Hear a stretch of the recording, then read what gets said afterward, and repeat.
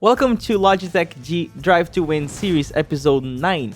My name is Suellio Almeida, professional racing driver and coach, and also creator of the Motor Racing Checklist.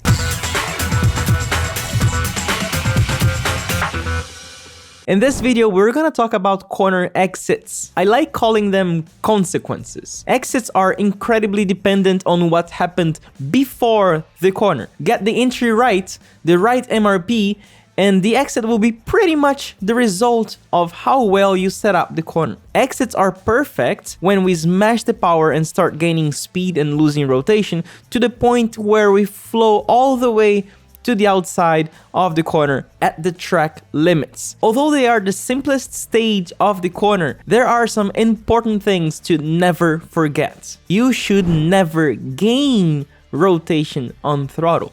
You can do it, but it will most likely be an attempt to compensate for the lack of rotation you should have done on entry and mid corner. The easiest way to spin a car is by trying to increase rotation and speed at the same time. This is the famous understeer, snap oversteer concept, where the driver realizes he has not done the rotation he needed on entry and tries to do some more rotation on exit while gaining speed, going over the limit of the rear tires and getting into a spin. In these moments, having true force feedback from the Logitech G Pro racing wheel can help you catch the beginnings of a spin early. Let's say you have to do 10 points of rotation on a corner, and that the baseline is to do 5 points on entry, get back on power, and do those final 5 points on exit.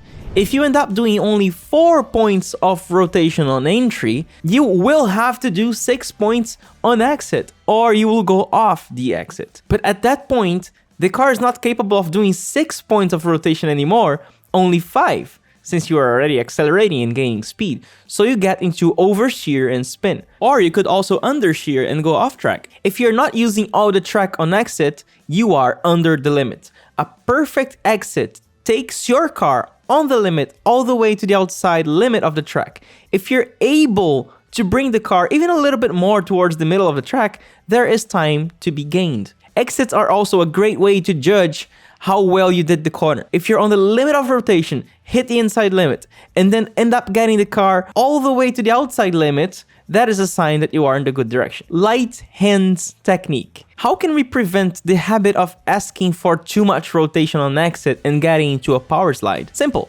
Let the car talk to you. Relax your hands.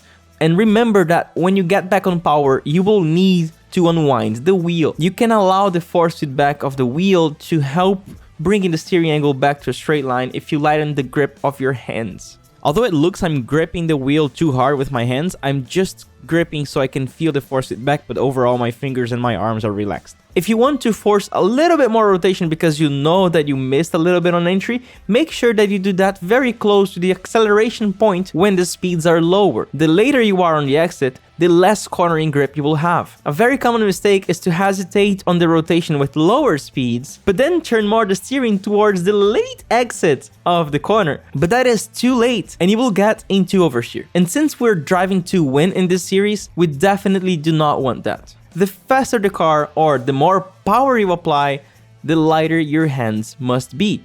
Respect the grip limits of the car on exit. If you set up the entry and mid corner correctly, the car will be pointed enough to the exit that it will flow naturally to the extreme outside of the track while accelerating aggressively without any big problem.